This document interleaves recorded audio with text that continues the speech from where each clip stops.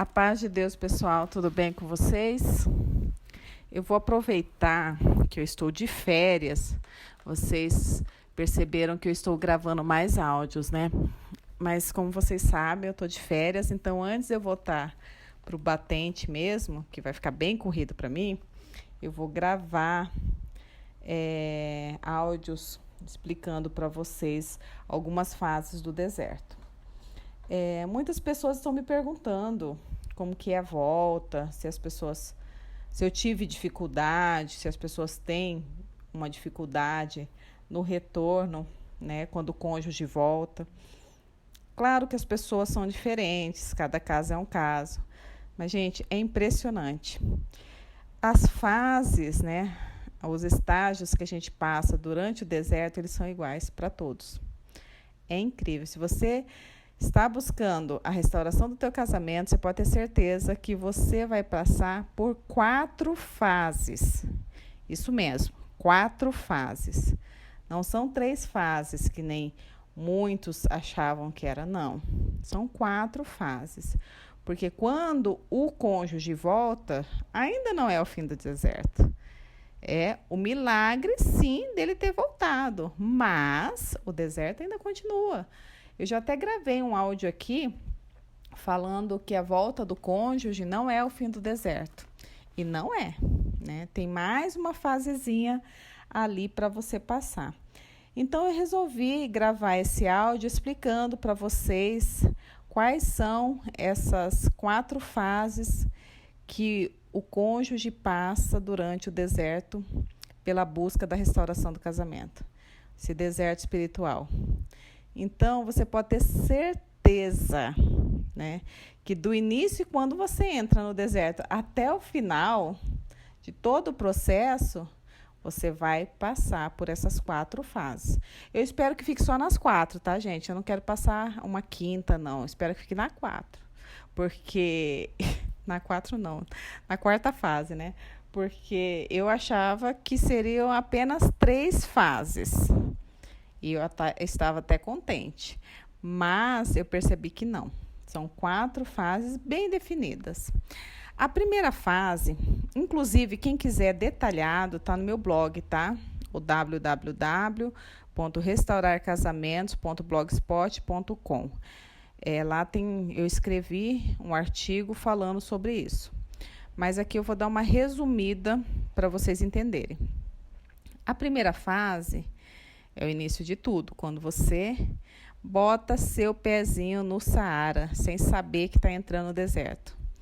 É a fase que eu falo que é juntando os cacos.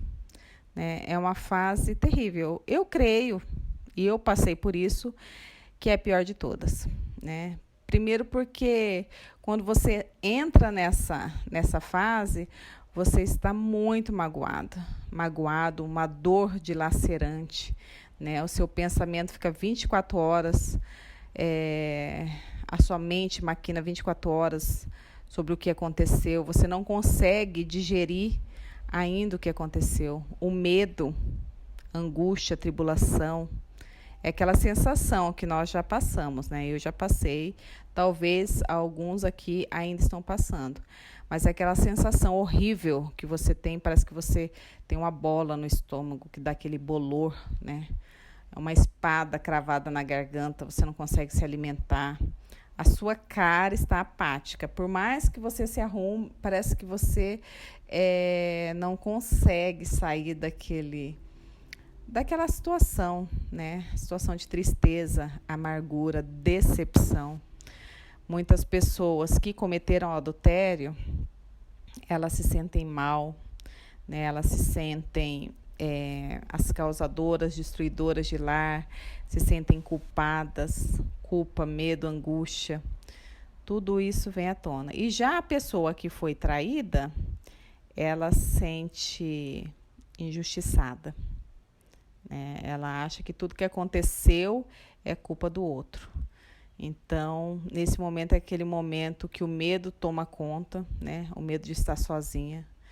Muitas pessoas sozinhas em casa, com os filhos pequenos, outros tendo que sair, porque a casa era de aluguel, tem que ir para a casa da família, para a casa dos pais, e a vergonha, né, de falar. Quando chega para falar, as palavras são muito duras, muito cheias de ódio, rancor. E ela começa a desabafar com qualquer um, porque tem que falar, tem que desabafar, né? Passou o picolezeiro, ele vai desabafar, né? Não tem isso? Vem o cara da pamonha, a pessoa para. Como é que você tá? Você fala, não tô muito bem, não. Daí você já começa a desabafar. Ou seja, você nem escolhe para quem você fala. Você começa a falar para qualquer um, porque você precisa contar aquilo que está acontecendo. A decepção nesse momento, ela é muito, muito grande. Eu falo que é um período de grande angústia e aflição. A pessoa ela não sente nem vontade de se alimentar. O metabolismo ele fica acelerado num tamanho, sabe? É o coração acelerado e o metabolismo assim girando. Tanto que tem pessoas que secam, né? Secam, a maioria. Muitos falam, emagreci 10 quilos. Não só porque deixou de comer, né? Porque às vezes você está fazendo um regime para emagrecer, você pode ficar sem comer, mas você não consegue emagrecer. Agora, quando você está nessa fase, nossa, o seu pensamento, você quer parar de pensar e você não consegue. Então, o seu metabolismo acelera, você seca. Geralmente, as pessoas perdem muito peso nesse estágio, que é a primeira fase, né? Depois, como eu já disse, sem discernimento, você acaba falando para qualquer pessoa, né? Tudo que está acontecendo, você culpa a pessoa por ter te abandonado, você se sente vitimizada. Outros que cometeram adultério se culpam por ter destruído o casamento, acham que não vão ter o perdão de Deus, nem do cônjuge, né? O pensamento suicida, ele aflora. A pessoa não é que ela quer morrer, quero tirar minha vida, não é isso, ela quer parar de sofrer, ela quer parar de pensar. Então, isso atormenta de um tanto, e o inimigo ainda, né, com a brecha aberta, ele lança setas, e geralmente a pessoa pensa em suicídio.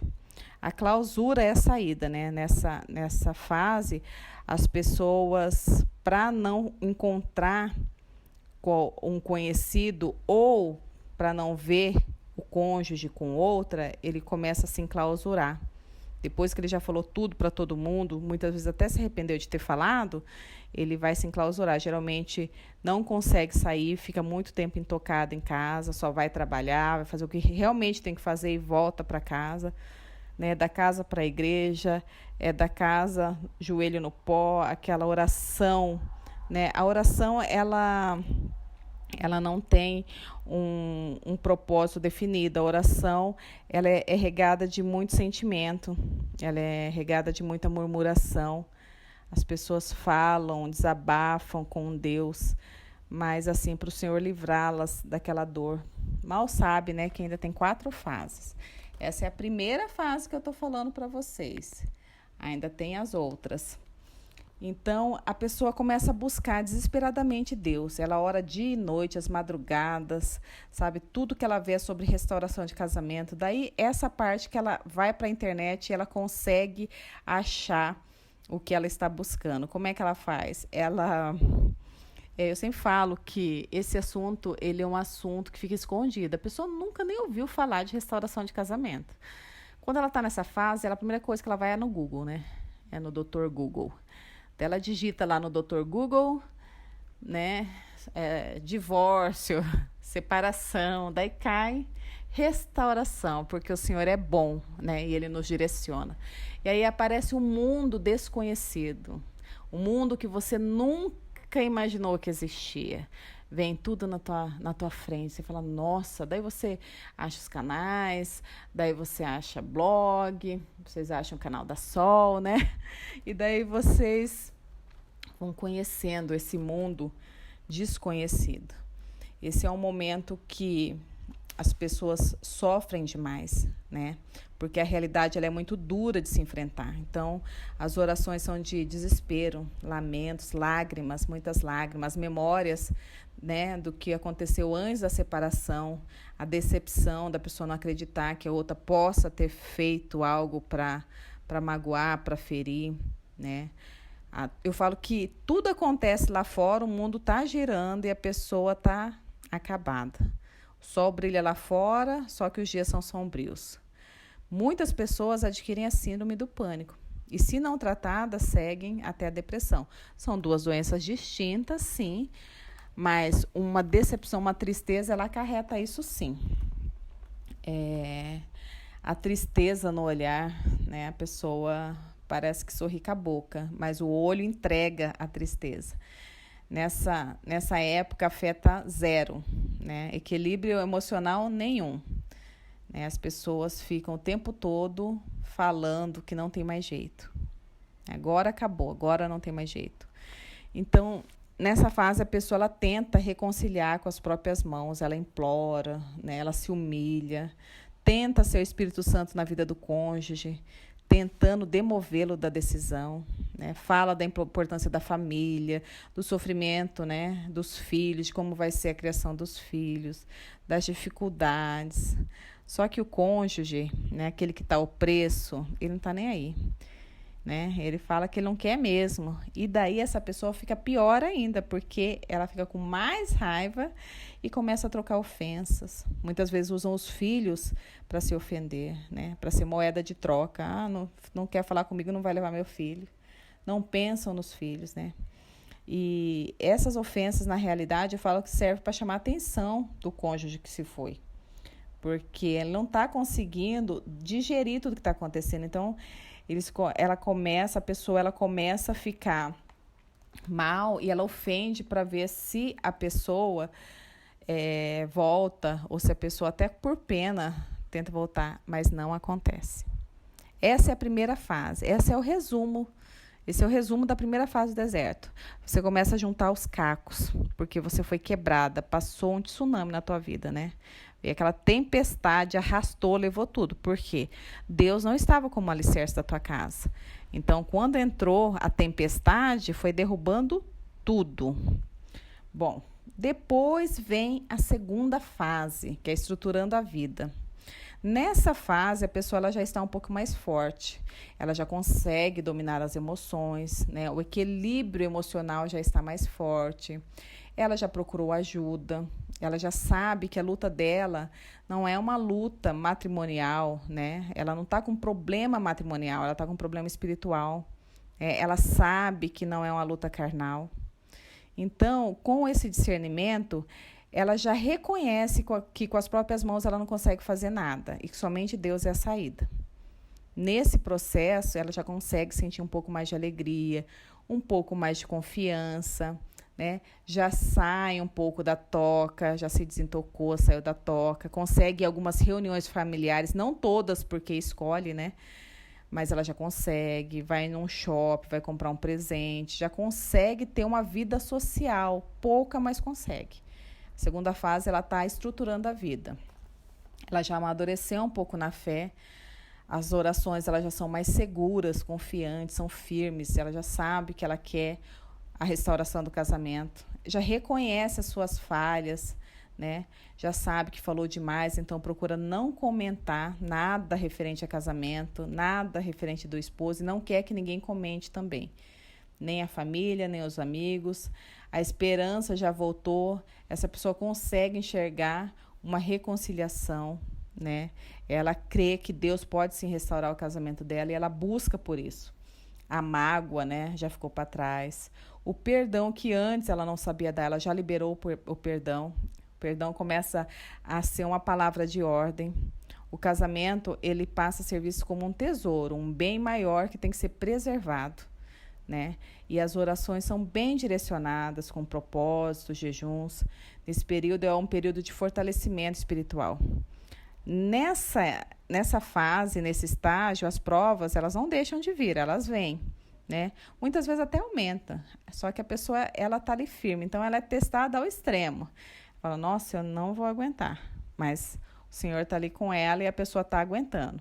Então, luto, perdas materiais, tribulações, tudo acontece para tirar o foco, mas a pessoa está ali, firme no Senhor e vendo pequenos milagres, né? Porque nessa época o Senhor entrou com providência na vida dela e ela já começa a reconhecer o quanto o Senhor é misericordioso na vida dela.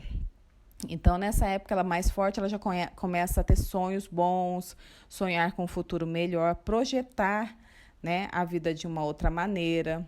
Os valores, aqueles que foram esquecidos durante o casamento, esses valores, eles são aflorados, começa a sonhar com um lar renovado, começa a arrumar a casa, começa a ser uma esposa sábia, se for mulher, se for homem, começa a trabalhar com mais afinco, começa a fazer planos de quando a família for restaurada, o que ele pode fazer para melhorar, né? Já valoriza mais o tempo com a família, com os amigos, já acha a família, que a família é um tesouro, né? Arrumação das casas, pensa mais nos filhos. Ela tudo é feito com outro olhar. Eu falo que o senhor parece que tira uma venda, né? Até no seu trabalho, seus amigos percebem a presteza, como você melhorou. Então o Senhor, ele vai mudando todas as áreas, a profissional, a familiar, a pessoal, a restauração pessoal. Essa parte é muito importante. Então, nessa segunda fase, a pessoa está tendo uma restauração pessoal. Então, é um período que o Senhor é tudo. Ele é consolador, né? A pessoa já segue passos firmes mesmo, confiante que o Senhor vai restaurar o casamento, que ela vai sair do deserto. Essa é a segunda fase, a de estruturação, né? Depois, passado um tempo, vem a terceira fase, que é o descanso total no Senhor, né? É um descanso. A pessoa passou por tudo que tinha que passar, o Senhor fortaleceu, né? Às vezes já passaram meses, até anos, a restauração não aconteceu, pode até ter acontecido alguns flashbacks, né? Ou nem isso, mas as mudanças foram visíveis na vida da pessoa. Na fé, no crescimento pessoal, espiritual, o sofrimento ele já não existe mais. O Senhor limpou, curou a mágoa. O Senhor limpou a dor. E nesse penúltimo estágio, que é o terceiro, que eu achava que era o último, não é, gente. Nesse penúltimo estágio, tem o descanso total. Só que nada parece mais acontecer. A pessoa não vê, fala, mas eu não estou vendo nada, e não vê mesmo. A pessoa acha que a vida já passou, já caminhou, já acredita que nem o casamento mais vai ser restaurado, já passou por grandes percalços, acha que o deserto foi se necessário, a prova cessou e a pessoa se fortaleceu, né? Se houve ou não a restauração com o cônjuge, isso já não faz diferença alguma, porque o aprendizado sem ele na presença do Senhor foi no alto patamar. Na realidade, eu falo assim que o Senhor foi colocado no seu devido lugar, no lugar que ele nunca deveria ter saído.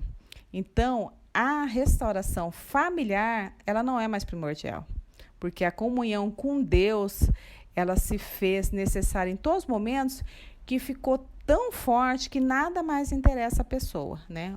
O que vir depois dessa restauração pessoal é lucro. Então, a pessoa se sente muito mais confiante para seguir em frente sozinha, tá? Ela quer sim a restauração do casamento, mas não é algo que ela peça com tanta vontade. A cura foi tanta que essa pessoa, ela tem uma visão de mundo diferente, né? O mundo mudou, a autoestima está elevada, né? O futuro tem grandes vitórias, a pessoa já consegue enxergar um futuro diferente, né? A pessoa está muito fortalecida, ela está seguindo em frente, descansou completamente no Senhor. E nesse período, já em contrapartida, aquele cônjuge que saiu de casa, que repudiou, não quis a família, não quis a esposa ou o esposo, nesse período dessas 3 fases, ele viveu tudo que ele tinha que viver. Ele viveu a liberdade, né? Muitas vezes se envolveu com outras pessoas, entrou mais no lamaçal do pecado, buscou afirmar-se para si mesmo todos os dias que aquela decisão era mais correta, a mais coerente, justificando que o casamento não era aquilo que ele imaginava, que era uma prisão na realidade, e ser feliz era uma meta, né? Lembrava, né, nessa terceira fase, que o cônjuge que passou, que largou, ele lembrava sim de Deus. Só que Deus era uma figura bem distante, que não se intrometia de forma alguma na sua decisão. E muitos, ouçam bem, muitos utilizam o livre-arbítrio. Ah, não, eu tenho livre-arbítrio. Ah, o Senhor não vai me impedir porque o Senhor nos deu o livre-arbítrio. Eu acredito sim, né? Nessa parte. Ele utilizava as falhas do outro cônjuge para diminuir a sua culpa. e acreditava piamente que estava seguro de todo o processo. Né? Nesse período, a dureza do coração, as escamas nos olhos, os tapões nos ouvidos não o deixavam perceber em qual prisão espiritual ele estava se enfiando. Nessa fase aqui, o cônjuge que foi embora, ele estava sendo uma verdadeira marionete nas mãos do inimigo. Essa tal felicidade que ele buscava era uma falsa felicidade. Eu sempre falo, porque quando o marido ele quer sair, né, o marido ou a esposa quer sair, ele inventa qualquer coisa, né, ele mente. E ele fala, não, eu vou buscar minha felicidade porque eu nunca fui feliz. Eles falam isso. Eu nunca fui feliz. Mentira, foi sim. Mas eles querem justificar no erro dos outros. É porque você fez isso, aquilo. Então, nesse período, ele sai confiante que ele fez a melhor escolha. Que foi embora, viver a vida, viveu a vida, fez tudo o que tinha que fazer. No início, é o que eu falo, total felicidade, liberdade sem limite, a vida desregrada. Mas com o passar do tempo, enquanto o outro está lá, de joelho, prostrado, orando, achando que nada está acontecendo, o mundo foi girando, continuou, né? E esse cônjuge que estava opresso, longe de casa, ele começa a sentir uma transformação. Né? O sofrimento vem, as dificuldades chegam à porta, muitas vezes desemprego, né? As pessoas muitas vezes têm problemas financeiros, chegam à falência, vem a miséria, a angústia. E mesmo se não for algo material, que no meu marido não aconteceu nada de material, não. Ele perdeu o emprego, mas rapidinho ele arrumou outro. Mas antes disso foi provado sim, né? Porque ficou sem um emprego e teve que procurar outro emprego. Eu achando que o Senhor ia provar bastante ele nessa parte, mas rapidinho ele arrumou um emprego. Mas ele estava sofrendo, né? Doenças na alma, depressão, sabe? Os olhos, sabe? A tristeza no olhar. O pensamento de como estava a família, ou como estava quando estavam juntos. Tudo isso começa a vir à tona. A pessoa começa a chorar constantemente. Às vezes não fala nada, mas chora. Mesmo sem ela entender, as lembranças vêm como um filme, um sonho. Daí vem aquela sensação de fracasso, de ter fracassado, perdeu a família. Daí bate no peito aquela vontade forte de retroceder, voltar atrás e tentar uma reconciliação. Só que muitos pensam que não tem mais saída, porque eu, como disse a vocês, o outro que foi lá repudiado, passou por todas essas fases e nessa terceira fase está fortíssimo, seguindo em frente. Já acho que nada vai acontecer, né? Tocou sua vida, se fortaleceu no Senhor, está mais bonita, radiante, parece que a luz de Deus resplandece no olho, né? A pessoa fala, nossa, como está bonito, como você mudou. Nossa, está diferente. Né? As pessoas comentam, e comentam até com o cônjuge que foi embora. Nossa, fulano tá bonito, hein? Nossa, tá diferente, comprou carro novo. Nossa, viu o apartamento dela? Nossa, ela mudou, né? Nossa, ela tá com um emprego novo. Né? As pessoas comentam, e chega a notícia lá. E mesmo se não chega, a outra pessoa já está tão pesada, com tanto pecado, com tanto mundão, que a pessoa está mal, espiritualmente falando. Ela não está mal, ela está péssima, né? E aquele que abandonou a casa, ele se sente um verdadeiro derrotado. Todos os seus projetos, a tal felicidade, foram tudo por água abaixo. Ele volta assim naquele início, sabe? No ciclo inicial, porque tudo que ele planejou não deu certo. Então, o brilho, de um lado, o brilho de Deus e do outro, o semblante da derrota. É visível, isso é visível, vocês podem ver, é visível. Então, nessa terceira fase, a vontade de voltar é tanto que ele volta arrependido. E a outra pessoa que está bem, ela aceita de volta porque ela sabe o valor do perdão. Ela sabe o quanto ela batalhou, ou ele, né, pela restauração do casamento. E nessa fase, o casamento é restabelecido. Lindo, maravilhoso, né? Eu achei que terminava aí. Estava ótimo, né? Meu casamento foi restaurado, glória a Deus, meu marido voltou, tudo vai ser maravilhoso. Mas não foi assim. Tem uma quarta fase. E essa fase é muito perigosa.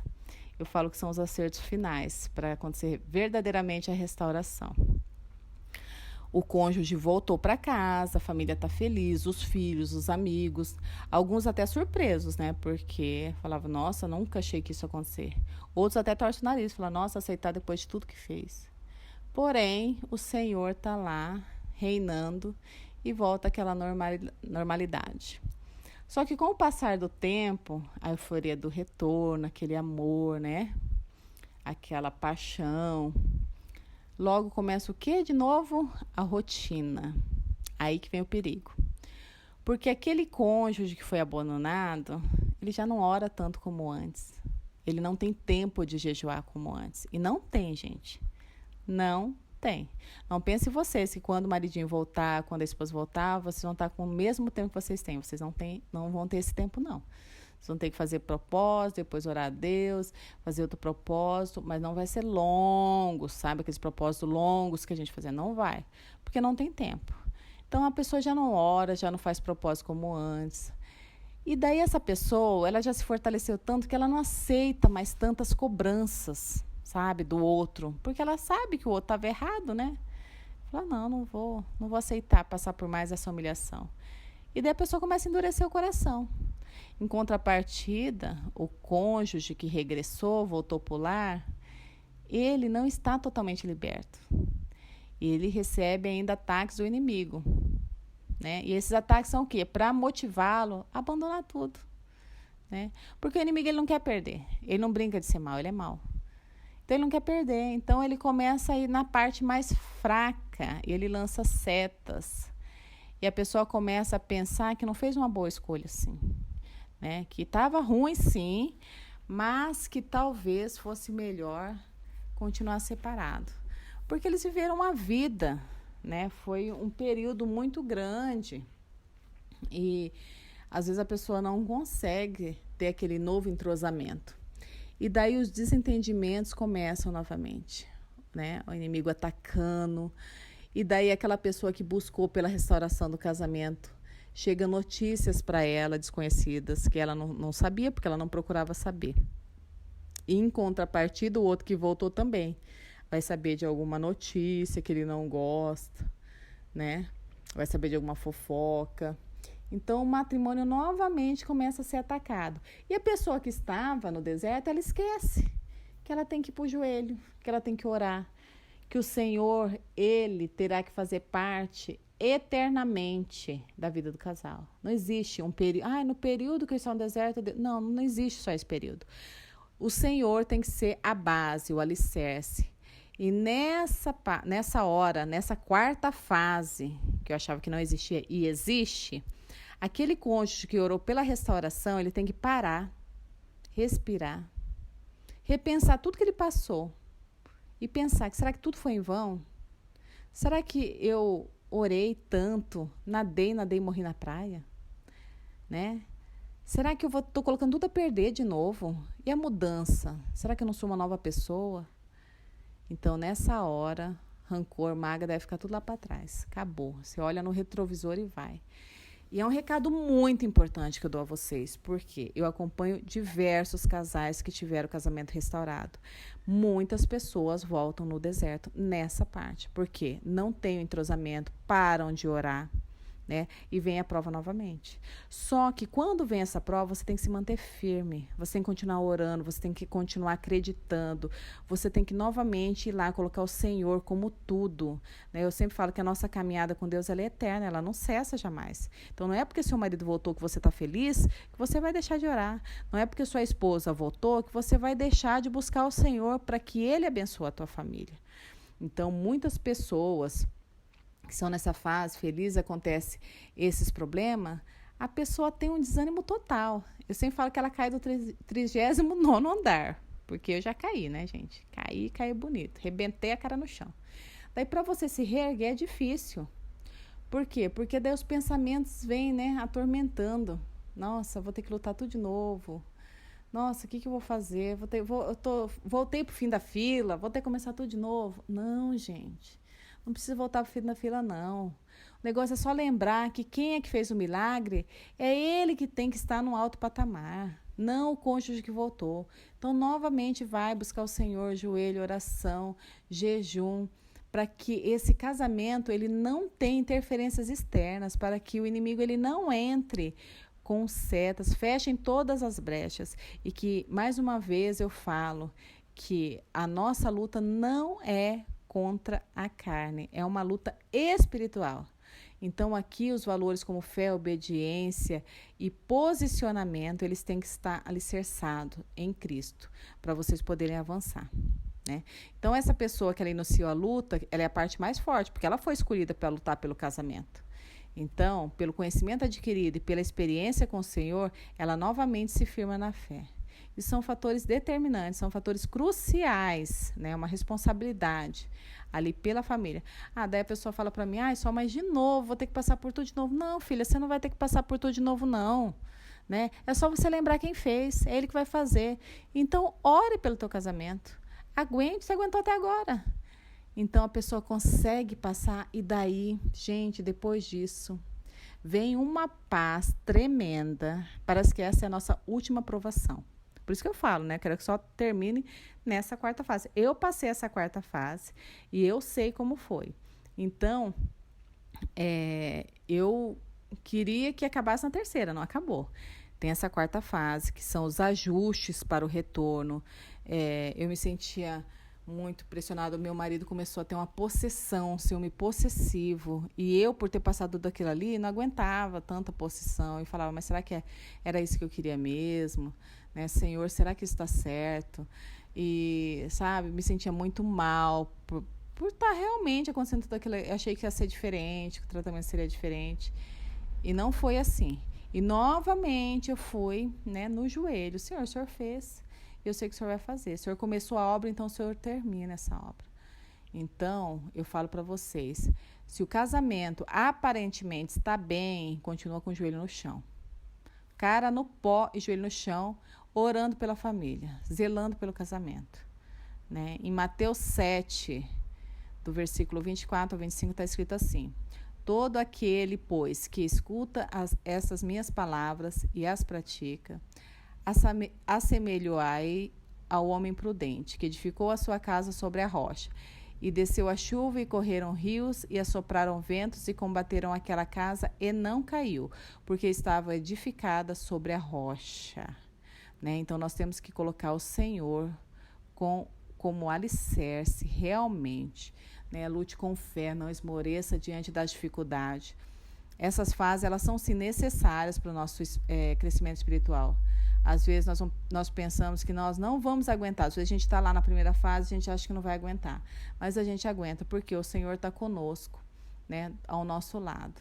Né? Enquanto o cônjuge tiver o preço, deixe ele ir, não tente pedir, nem segurá-lo.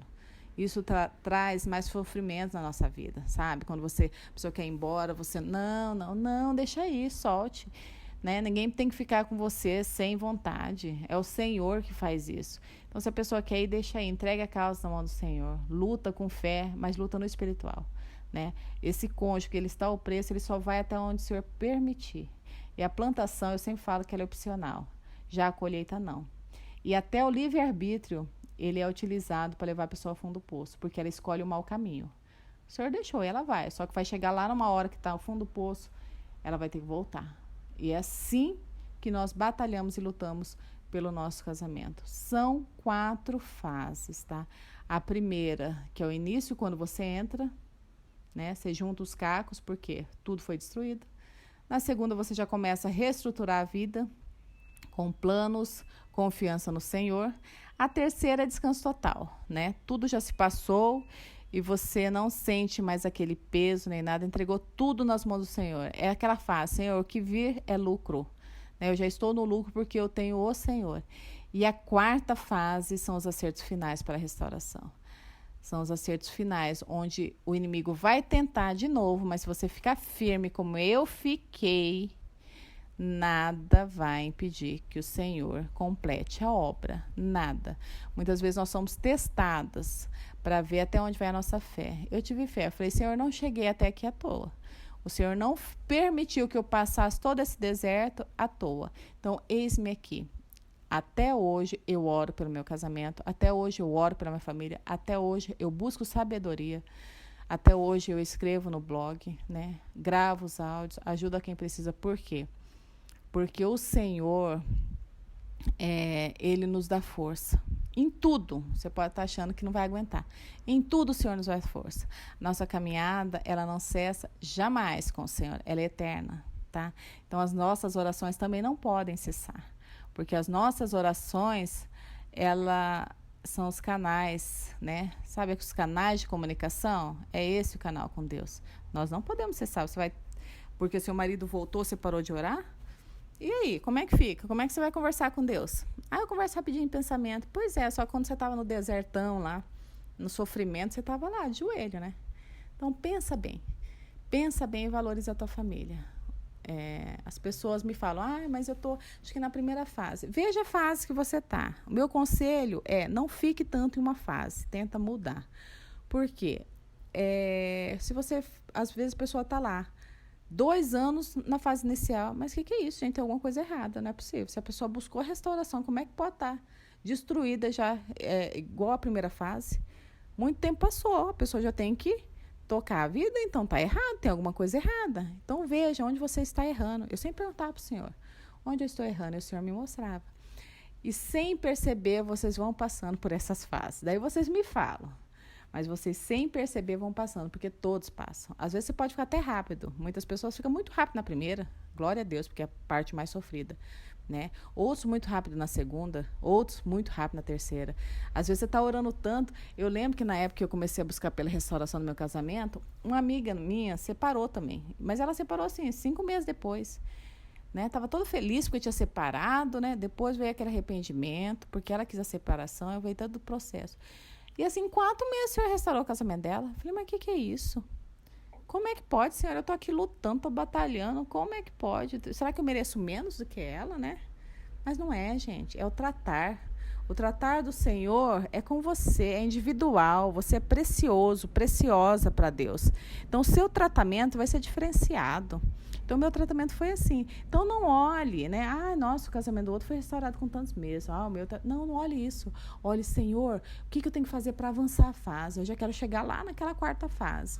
Quero chegar lá quando o Senhor acerta todos os detalhes e que eu possa viver em paz. Hoje eu falo para vocês, eu estou em paz, a minha casa está em paz, a minha família está em paz, porque o meu posicionamento ele continua.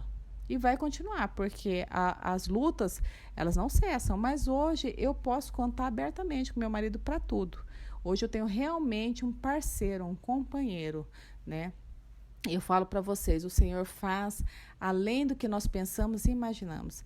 Então, coloquem o Senhor como o alicerce, a rocha, né? O seu casamento é edificado na rocha.